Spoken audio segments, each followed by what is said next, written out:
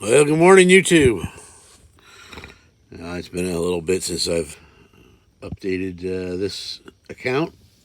This is more or less a rebuttal to Appalachia's Homestead by Patara, which I thought was an interesting video this morning. How people are complaining that she doesn't do enough or she doesn't do it their way, and I think it's interesting and kind of humorous how it gets to her. People's comments when they're not out doing the things and understanding what could very well be staring down our standing on our doorstep. Actually, in our house, it's standing on our doorstep, looking in at us, which is engineered collapse, obviously, of our economy, way of life. I mean, there's just no other way to put it. I'm not going to sugarcoat anything anymore. I'm tired of people that don't understand it,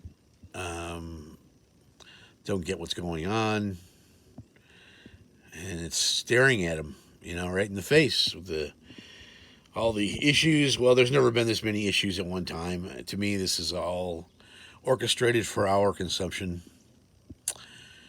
and that's fine. You roll the dice and you play your cards every day. You don't know whether it's going to be your last or not. So this is just another game of life that we're forced to play. We didn't ask to play it, but we're sure playing it, aren't we? And if you're not playing it, you are not going to know the rules, and you're going to lose it by humble opinion.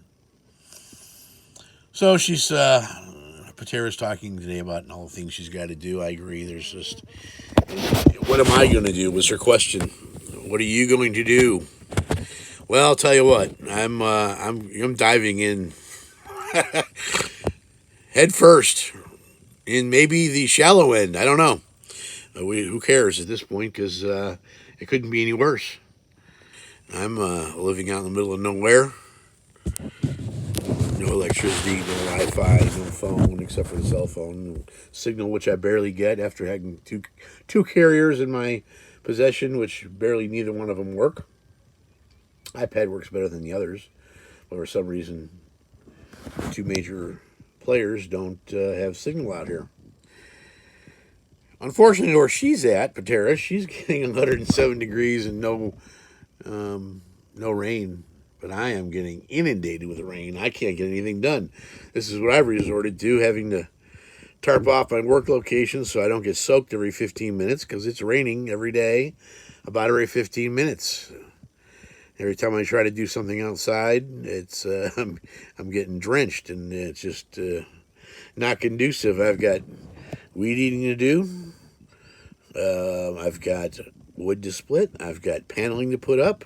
I've got solar arrays to make. I've got grass to cut. I've got, a truck to wash. Look how filthy she is. I've got plumbing to put together, and I'm doing little by little, as I can, when I can. I'm up all day. Some would argue that I'm not up early enough, but you know what? I'm taking a month off, sabbatical from work to get all this done. And a lot of this is recovering my body from 20 years of driving, which is just taking its toll on me. And I'm not moving as fast as I used to. Granted, if I lost about 120 pounds, I would be much better off, but that doesn't happen overnight. Oh, thank you, COVID, because I attribute that little problem to some of my issues, that sickness that we still don't know what's going on.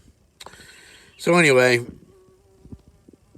I'm out here dealing with the black flies and love watching Patara and maybe a few other people and drinking my Joe, trying to get the gumption to get back on this horse that kicks me off every day, several times a day, to get these things done.